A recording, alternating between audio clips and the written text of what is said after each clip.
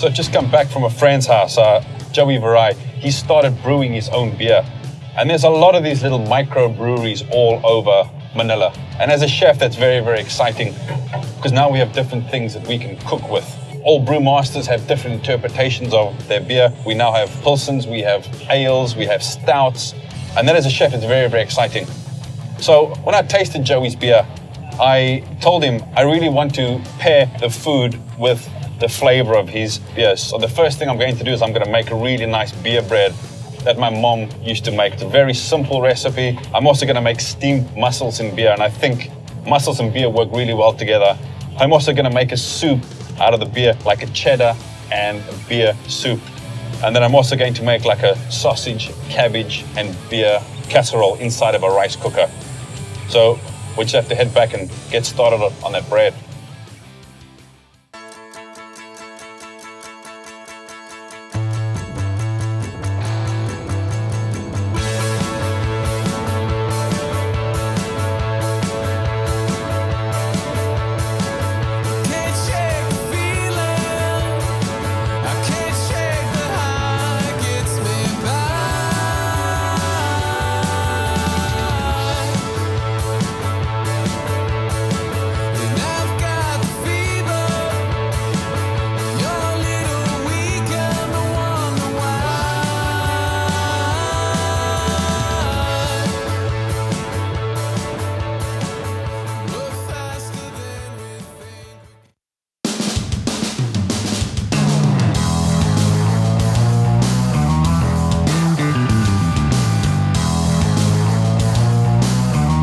Okay, so the first thing we have to do is we have to get our bread on. It only has like 3 or 4 ingredients, and the first one is 1.5 teaspoons of dry active yeast.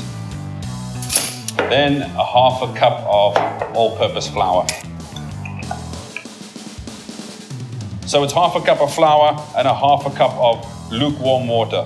Okay, so now we're just gonna whisk the lukewarm water, the yeast and the flour together just to make a nice little sponge. So we can wrap that in plastic wrap, we can leave it in a warm place for about 1/2 hour, and you'll see it'll become a lot more airy, a lot more bubbly, and that means that the yeast is working.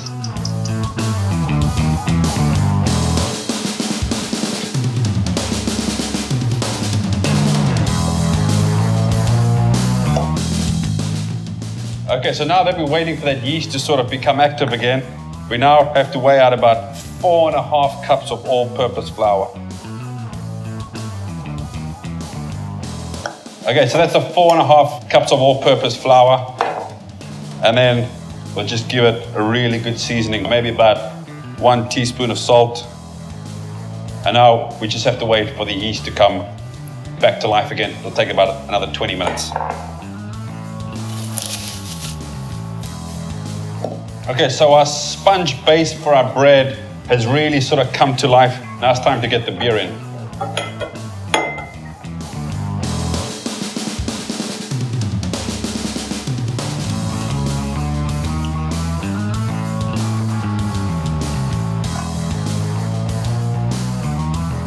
Okay, so now that we've incorporated most of the flour, it's now time to get it onto a clean work surface. We're just gonna flour it just a little bit,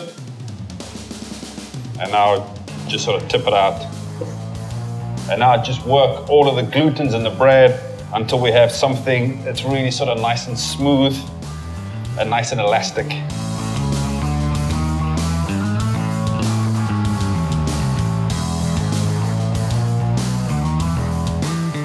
Okay, so now that we've worked this dough for about 15 to 20 minutes, it's gone from being a really sort of rustic dough to something that's sort of really nice and smooth, really nice and elastic. And that means we've worked all of the gluten in the flour.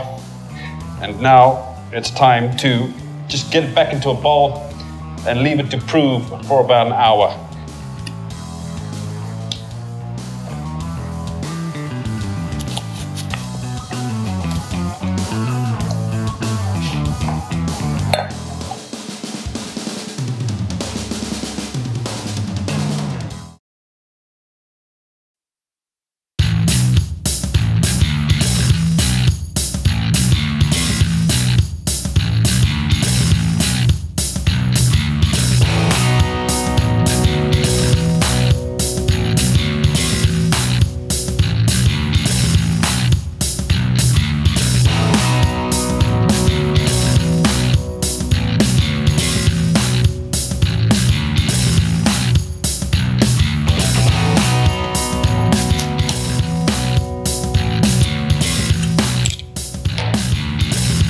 Okay, so for the next dish, I'm gonna make like a cabbage, onion, sausage, and bacon casserole. And this is dead simple. It all gets done inside the rice cooker. So we're just gonna sort of put the bacon in and then just add our cabbage and our onion. And we're gonna cook this down for about 45 minutes, just until the onions have sweetened up, the cabbage is really sort of soaked in all of that beer flavor.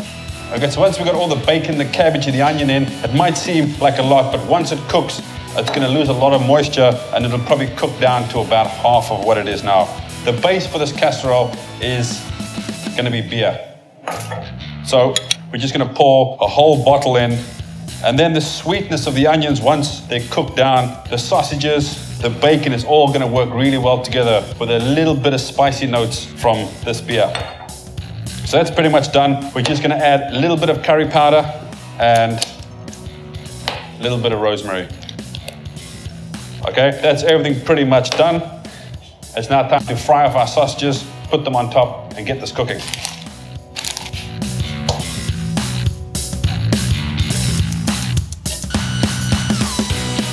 Okay, so the sausages I have here is a really nice sort of English banger, right? Pork, a lot of fat inside, which is gonna help create flavor to our sauce. And then you also have nutmeg and spices inside. One of my favorite sausages. And we're just gonna season them lightly with a little bit of salt. We're just gonna brown them just a little bit, because that browning is gonna give flavor to our sauce and everything's gonna cook right inside this pot. So we wanna create as much flavor as possible and trap all of that flavor.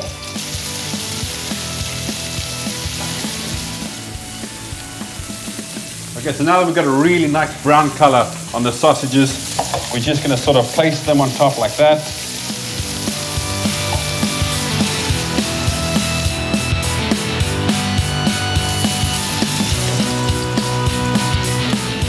Okay, so now we still have all of this really nice flavor stuck to the pan. We're just gonna add a little bit of beef stock to it, just to sort of loosen all of those flavors and just to create a little bit of heat, just to kickstart this casserole. So once we've accumulated all of the flavors in the bottom of the pan, we're just gonna really pour this all over, and then the rice cooker is going to do all the work for us. Right, so this dough has now been proving for about an hour. And you can see it's really sort of doubled in size. And as soon as I lift the plastic wrap up, I can really smell the beer. And that's a really good sign that this is really gonna soak in a lot of that beer flavor. There you can see all of the little air bubbles we've created. And that's the yeast in the beer that sort of worked together and really lifted it up. So now we have to knock it back. What we do is we get just a little bit of flour on our board. We're just gonna gently take it out. And then just a very light coating of flour on our hands, and we're just gonna push all of that air back out again. We don't wanna get too aggressive with this right now. We still wanna keep some of the air pockets inside the dough. Now flatten it out. And now we get a roasting tray. And instead of using wax paper or oil, I really like to use semolina flour. So we're just gonna lightly dust it with semolina flour on the board. And now we're gonna start shaping it. So gently we'll lift it onto the board like that, and just really again, tuck everything in. So when it rises up and not to the side. Okay, so once that's been shaped, we now have to cover it with a cloth. We're gonna again just leave it in a nice warm place where there's no draft, leave it to prove again, and then it's time for baking.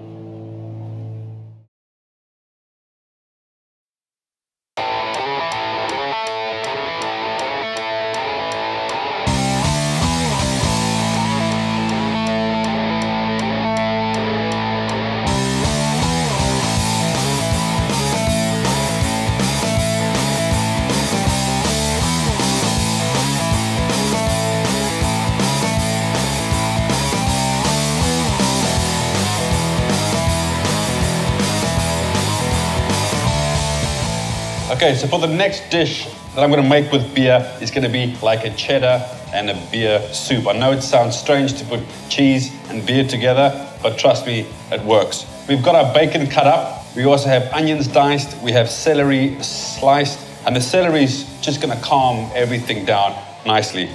Okay, so everything's cut. Let's get the soup made.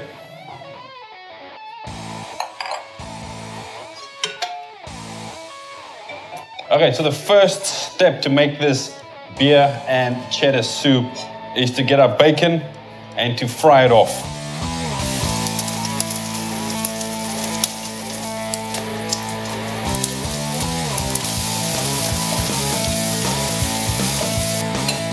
Okay, so now that the onions and the celery have really sort of nicely softened in the bacon fat, it's now time to add the spices. We'll get 1 or 2 bay leaves go in, and just a little bit of Spanish paprika. We just want to emphasize the smokiness of the bacon. And then thyme. And then our bacon can go in.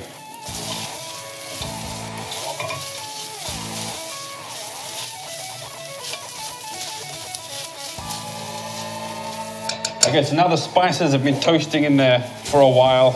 Now it's time for the chicken stock and the beer. So we're probably looking at about 2 or 3 cups of chicken stock and then a whole bottle of beer. I think beer and cheddar is such a great combination. It's been used in a lot of recipes. There's a Welsh recipe called Welsh rarebit that uses beer and cheese, and it's really, really nice. So this is exactly what I want to try and achieve here. Okay, so while that is on the simmer, we need to make our roux. Our roux is what's going to thicken the soup up. A roux is basically butter and flour, and that's used in a lot of kitchens to thicken up sauces, to thicken up gravies, stews. A roux is a basic staple to any kitchen.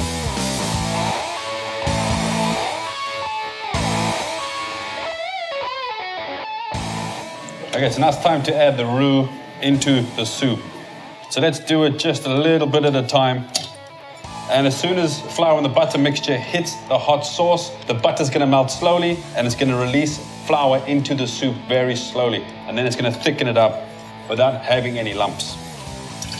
Okay, so this soup now is thickened up nicely. We want it just a little bit more thick, but that is gonna come when we add the cheese to it.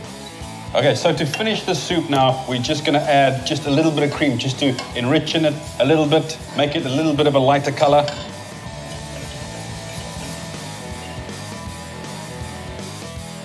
Once the cheese has gone in, you don't want to boil it back up again, because what's going to happen is, well, the oil's going to come out of the cheese and it's going to make your soup feel very greasy.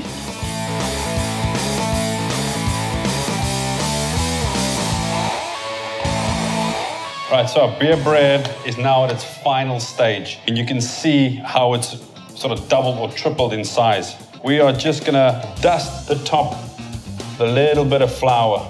This doesn't do anything to the flavor of the bread. It just makes it look a lot cooler. And then just to give it a really sort of nice rustic look, we're just gonna take a really sharp knife and just make 3 scores on top. And that is gonna help it rise. And now that can go into a hot oven, 220 degrees. It's probably gonna take about 20 to 25 minutes, just until it's golden brown and the crust is really nice and hard.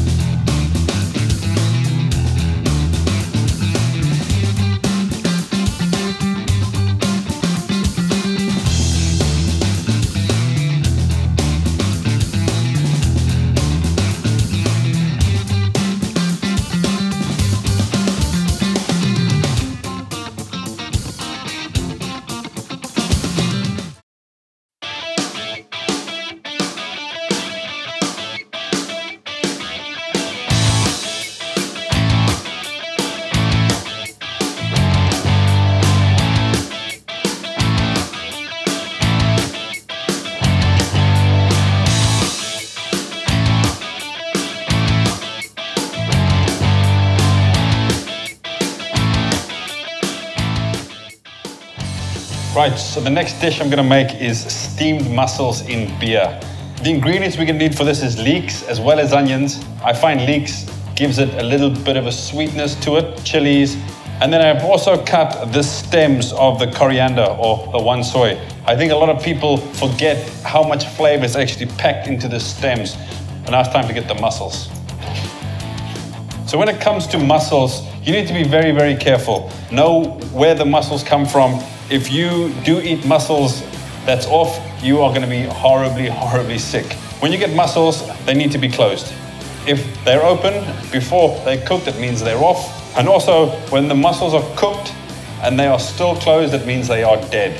So those are the key things to look at when buying mussels and to look at after mussels are cooked, is that they're closed when they're raw and they need to be open when they're cooked. And then you know you've got a live and fresh mussel. Now it's time to cook these.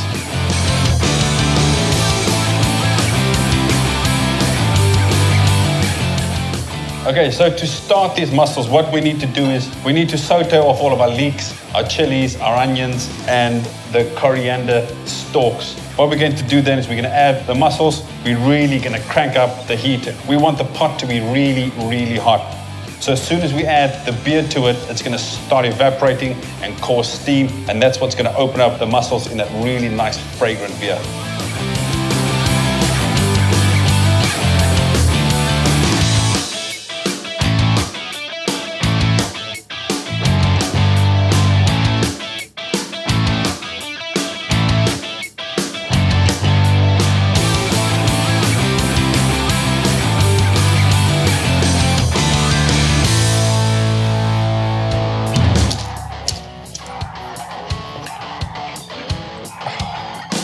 Hey guys.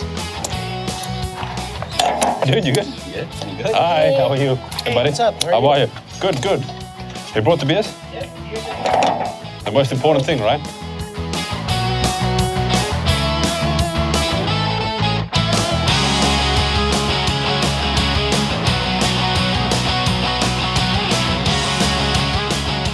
Let me go fetch the rest of the dishes.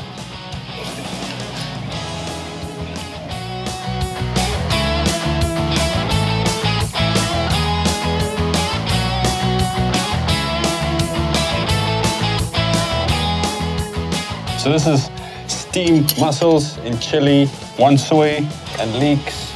Wow. Did you also use beer to cook that? Yep, and then the bread is also made out of beer, yeah, we right? tried the bread. It's Good? really It's good. good with the stew. Yeah, very nice, huh? Let me grab the soup. Right, and then there's like a sort of beer chowder, almost like a really nice thick soup with beer and cheddar cheese. I know it sounds disgusting, but you need to taste it, right? It works really well. Yeah, looks good. Good, huh? The taste of hops. Yeah. And right at the end, you get that beer bitterness, right? Yeah. Get some bread. Yeah.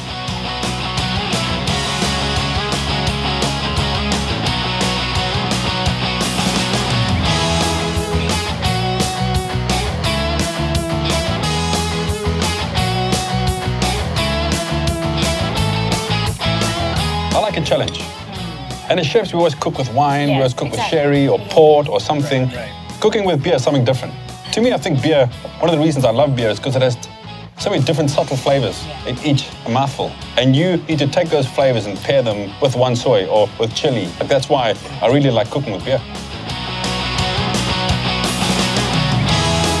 So Joey, how long does it take for you to brew beer from start to finish? Probably a month because I need to age them and ferment them, so it takes a while. And what does the aging do to the beer? It gives you like a more round taste. Oh, really? Yeah, and it gives a beer more time to carbonate. And then what are the ingredients? The water, malted barley, hops, and yeast. This is a really good beer, dude.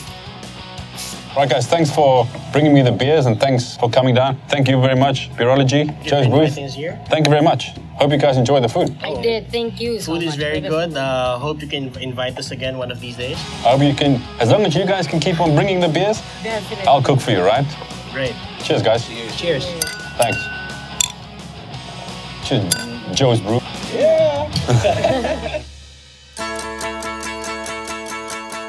It's the World Cup season, and this only happens every 4 years.